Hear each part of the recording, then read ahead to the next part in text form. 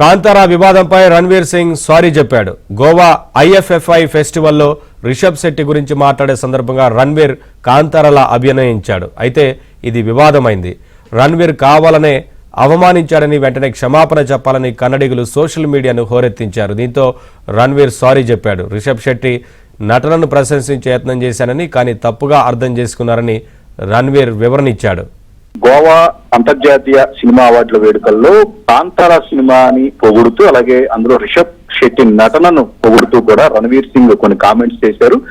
ఆయన రిషబ్ నటనను హైలైట్ చేయడంతో పాటు ఆయనలా ఇమిటేట్ చేసే ప్రయత్నం కూడా చేశారు. అయితే ఈ టోటల్ ఎపిసోడ్ అంతా కూడా తొలుత ట్రోలింగ్ అయింది. రణ్వీర్ కాంతారా నటనను చేయటం, ఇమిటేట్ చేయటం అనేది అంత కొత్తగా బాగాలేదు అని చెప్పేసి తొలుత ట్రోలింగ్ స్టార్ట్ అయింది. ఆ తర్వాత కన్నడిగులు దీని మీద తీవ్ర వివాదానికి దారితీసింది. వాళ్ళందరూ కూడా చాలా ఆగ్రహాన్ని వ్యక్తం చేస్తూ వచ్చారు. రణవీర్ తన నటనతో తమ దైవాన్ని అపహాస్యం చేసేలాగా కూడా వ్యవహరించారు. సో అతను వెంటనే సారీ చెప్పాలి అని చెప్పేసి కూడా వాళ్ళు అప్పటి నుంచి కూడా డిమాండ్ చేస్తూ వచ్చారు. అయితే రణవీర్ కానీ ఇటు రిషబ్ శెట్టి కానీ అప్పటి నుంచి దీని గురించి స్పందించలేదు.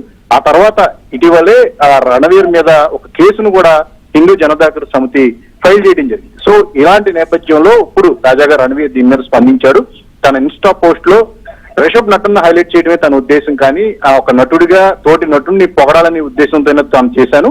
సంస్కృతి సాంప్రదాయాలు ఎలాంటివైనా, దేశంలో ఎలాంటి సంస్కృతి సాంప్రదాయాలు ఉన్నా తాను గౌరవిస్తానని చెప్పేసి, ఎవరైనా అభ్యంతరాలు తన వల్ల ఇబ్బంది పడితే కనుక క్షమాపణలు చెప్తున్నట్టుగా కూడా ఆయన ఒక సారీ నోట్నైతే చేయటం జరిగింది. రణవీర్ తాజాగా అంటే మరొక 2 రోజుల్లోనే రణవీర్ నటించిన సినిమా ఒకటి రిలీజ్ కుంది. ఈ క్రమంలో ఆయన సినిమాను ఆపేస్తాము, విడుదల కానివ్వని చెప్పేసి తీవ్రమైన ఒక ఒత్తిడి అనేది ఏర్పడటం, సోషల్ మీడియాలో విపరీతమైన ప్రచారం అనేది రణవీర్ మీద ఉండటంతో తాజాగా ఆయన ముందుకు వచ్చి తన సోషల్ మీడియాలో ఈ క్షమాపణలు కోరుతూ కూడా ఒక పోస్ట్ చేయడం జరిగింది.